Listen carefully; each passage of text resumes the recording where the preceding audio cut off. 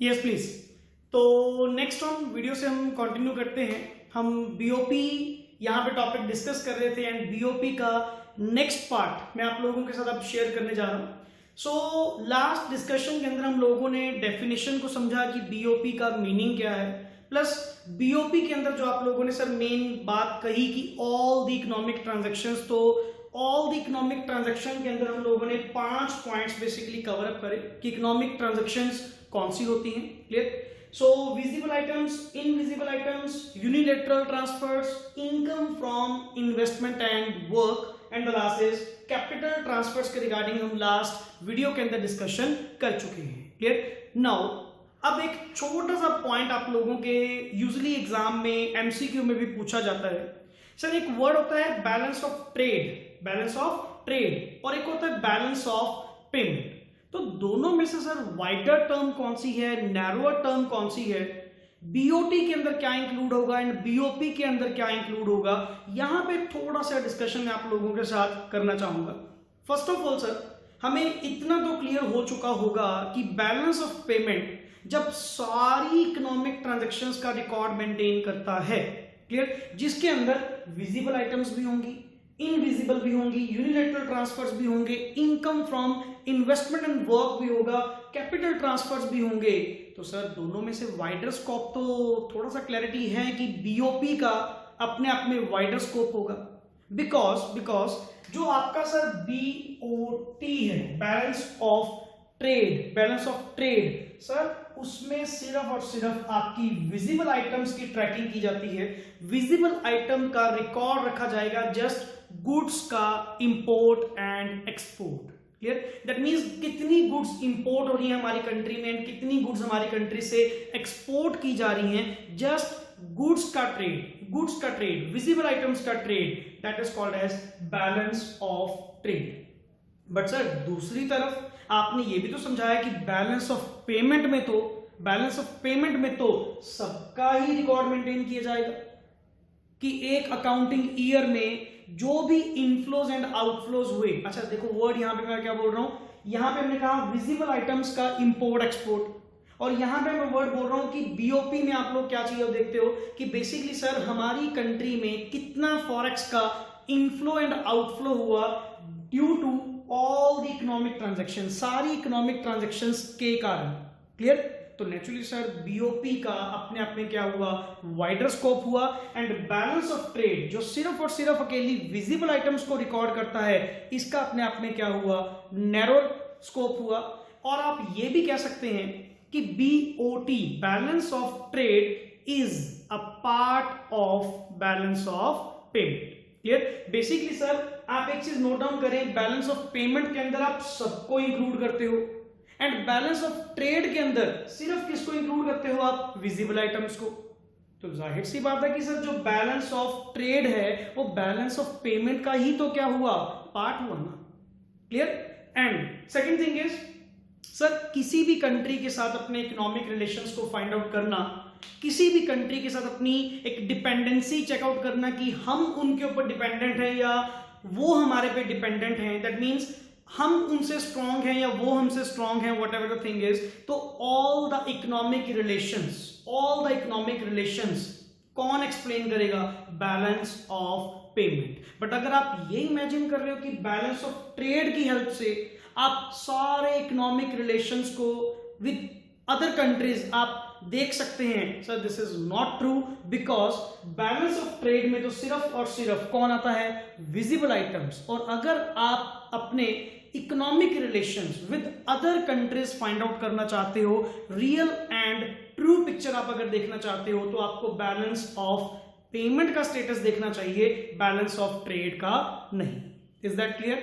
Okay, so next on हमारे पास यहाँ पे टॉपिक आता है जी बैलेंस ऑफ पेमेंट का next topic, that is most important, जो यूजुअली आप लोगों के एग्जाम में पूछा जा चुका है, क्लियर, आता भी है, एमसीक्यू में भी बहुत बार कवर हो चुका, that is components of BOP, कि बैलेंस ऑफ पेमेंट के कंपोनेंट्स क्या हैं। तो यहाँ पे सर मेनली दो कंपोनेंट्स हैं, वन इज करंट अकाउंट,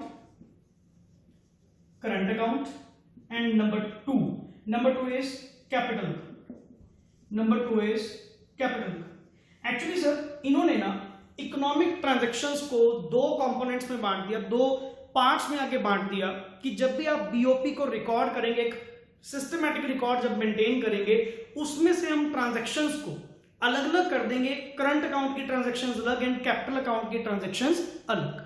तो हमने यहां पे सोचा कि अल्टीमेटली सर ये हमें कैसे पता लगेगा कि वो करंट अकाउंट की ट्रांजैक्शन है या कैपिटल अकाउंट की ट्रांजैक्शन है। क्लियर? तो हमने यहां पे देखा कि सर मेरी टोटल, मैं इन शॉर्ट आपको बता रहा हूं, टोटल हमारे पास ये 5 इकोनॉमिक ट्रांजैक्शंस थी। इन 5 में से सर फर्स्ट फोर ये वाली 4 फर्स्ट 4 कवर्ड होती हैं किसके अंदर? करंट अकाउंट ट्रांजैक्शंस के अंदर। एंड लास्ट कैपिटल ट्रांसफर किसमें कवर होता है? कैपिटल अकाउंट के अंदर। क्लियर? वो कैसे सर? अब थोड़ी सी डेफिनेशन भी यहां पे आप क्लियर कर ही दो कि करंट अकाउंट का मतलब क्या हुआ, कैपिटल अकाउंट का मतलब क्या हुआ। Sir most of the definition तो सेम है। क्लियर? कि बेसिकली ऑल दोस ट्रांजैक्शंस जो बेसिकली अकर्ड हुई किनके बीच में? रेजिडेंट्स और गवर्नमेंट, रेजिडेंट्स ऑफ इंडिया या government of India and rest of the world. Clear? उनके साथ हमारी जो भी ये ट्रांजैक्शंस हुई, क्लियर? मैं जस्ट यहां पे एक सिंपल वर्ड आप लोगों से कन्वे करूंगा, बताऊंगा। आप जस्ट ये देखिए, जो भी आइटम आपसे पूछी गई, जो भी आइटम पेपर में आप लोगों से पूछी गई, you have to just think one thing only, one thing. क्या सर? क्या उस आइटम से एसेट लायबिलिटी स्टेटस गवर्नमेंट की या हमारी रेजिडेंट्स की, मतलब कुल मिलाकर इंडिया की, अगर वो इनफ्लो या आउटफ्लो, जिसकी भी तुम बात कर रहे हो, जिस भी इकोनॉमिक ट्रांजैक्शन की तुम बात कर रहे हो, क्लियर? उस इकोनॉमिक ट्रांजैक्शन का क्या हमारी कंट्री के एसेट लायबिलिटी स्टेटस पे कोई फर्क पड़ा या नहीं? क्लियर? दैट मींस उस इनफ्लो से या उस आउटफ्लो से क्या हमारी कंट्री की एसेट लायबिलिटी स्टेटस पे कोई फर्क पड़ेगा या नहीं पड़ेगा? सर अगर तो एसेट लायबिलिटी स्टेटस पे कोई फर्क नहीं पड़ रहा, देन वो ट्रांजैक्शन कौन सी है? Current account transaction. That means वो बीओपी के करंट अकाउंट के अंदर क्या की जाएगी? रिकॉर्ड की जाएगी। हाँ, मैं नेक्स्ट पॉइंट पे आ रहा हूं। आपके जो डाउट्स हैं कि सर वो डेबिट साइड पे आएगी या क्रेडिट साइड पे आएगी, वो भी हम डिस्कस करेंगे। बट फर्स्ट ऑफ ऑल कौन से अकाउंट में आएगी पहले हम ये देखेंगे, देन कौन सी साइड पे आएगी, देन वो इमेजिन करेंगे। Just wait.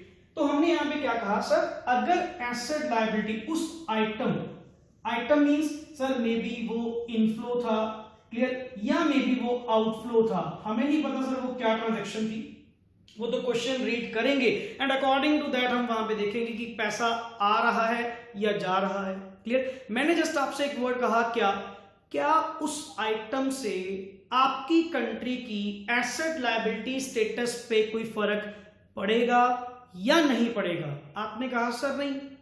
अब जैसे सर नॉर्मली गुड्स का ट्रेड, सर्विस का trade, unilateral transfers, income from investment and work, ये तो सर हमारी नॉर्मल ट्रांजैक्शन है। अगर ये आइटम्स होती भी हैं तो इससे मेरी एसेट लायबिलिटी स्टेटस पे कोई भी फर्क नहीं पड़ने वाला। क्लियर? इसीलिए हमने इसको कवर अप करा किसमें? करंट अकाउंट ट्रांजैक्शन के अंदर, कि सर वो करंट अकाउंट के अंदर जाएगी जी।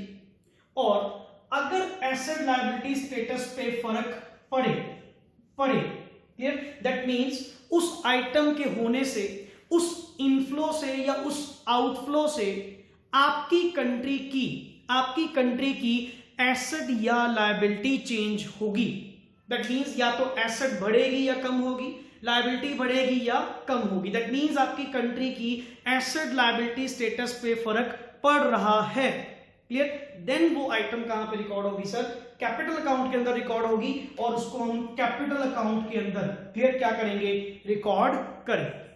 नाउ सेकेंड थिंग, अब आपका नेक्स्ट डाउट क्या था या पॉइंट क्या था कि सर एक ना हमें कुछ क्वेश्चंस पूछे जाते हैं यूजली कि बताइए ये क्रेडिट साइड पे रिकॉर्ड होगा या डेबिट साइड पे रिकॉर्ड होगा ऑफ विच अकाउंट। एक मैं आंसर तो आपका दे चुका, कौन सी अकाउंट की कौन सी साइड पे वो रह गया कि साइड कौन सी होगी।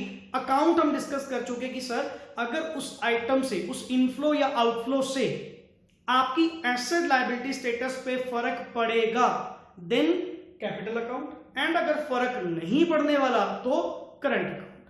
नाउ आपके सेकंड क्वेश्चन का रिप्लाई मैं यहां पे आपको कहूंगा, बिल्कुल आप थिंक करें just like bank passbook. Bank passbook, एक बात बताएं, नॉर्मली अगर आपके अकाउंट में, जस्ट व्यू पॉइंट कौन सा लेना है, बैंक के पॉइंट्स, क्लियर, कि बैंक में अगर लेटेड भी आपके अकाउंट में पैसे आते हैं तो आपको क्या मैसेज आता है, your account has been credited, your account has been credited. That means inflow, जैसे ही पैसा आया मेरे अकाउंट में आया तो हमने क्या कहा, sir your account has been credited with, bank की ओर से फटाफट मैसेज आया। एंड जैसे ही आपके अकाउंट से पैसे डिडक्ट होते हैं, पैसे कटते हैं, क्लियर, तो वहां पे मैसेज क्या आता है आपको, your account has been debited, your account has been debited, clear.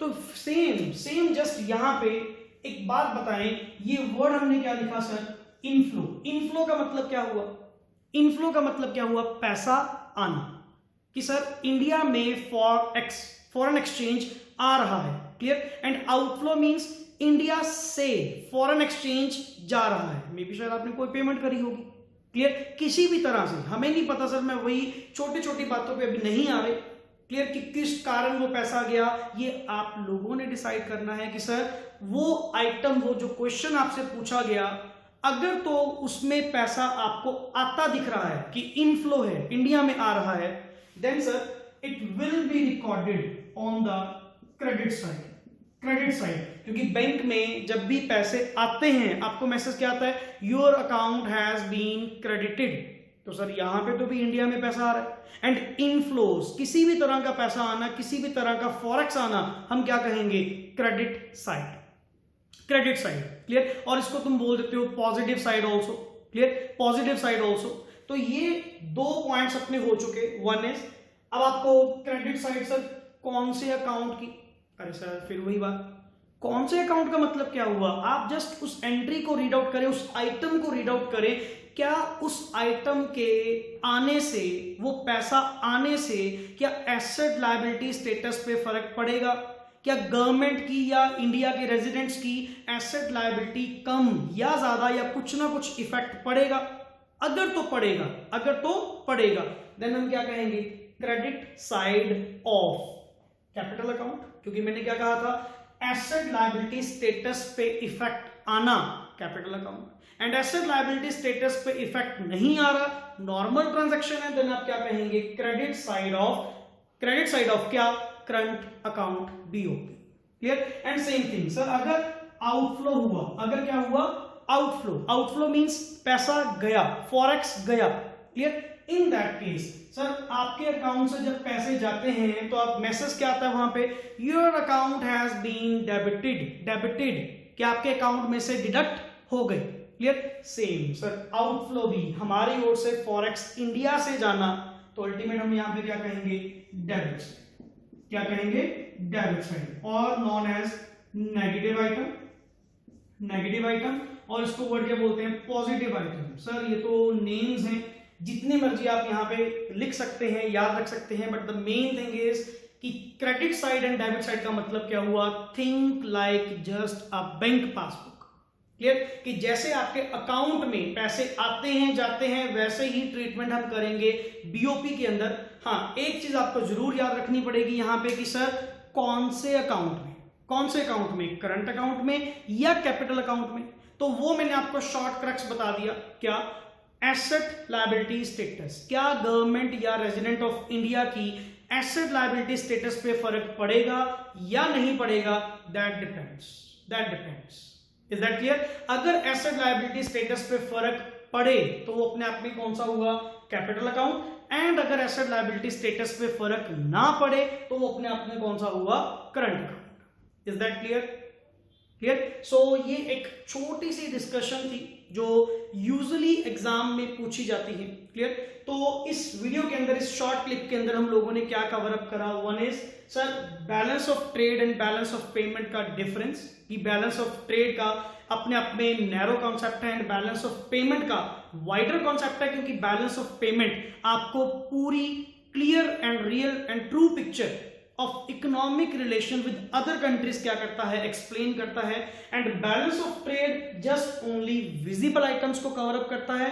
And इसके अदर नेम्स भी अगर हम कहें, इसको विजिबल ट्रेड भी कहा जाता है, मर्केंडाइज ट्रेड। क्लियर, एक बहुत बार क्वेश्चन पूछा जा चुका कि मर्केंडाइज ट्रेड क्या है, तो basically sir import export of goods को हम लोग वर्ड मर्केंडाइज ट्रेड भी कहते हैं। क्लियर, या बैलेंस ऑफ विजिबल आइटम्स, कुछ भी अदर नेम्स आप यहां पे देख सकते हैं। बट सर बीओपी के अंदर सब कुछ कवर्ड है, बीओटी के अंदर सिर्फ और सिर्फ विजिबल आइटम ही कवर होती है। Is that clear? Okay, thanks a lot.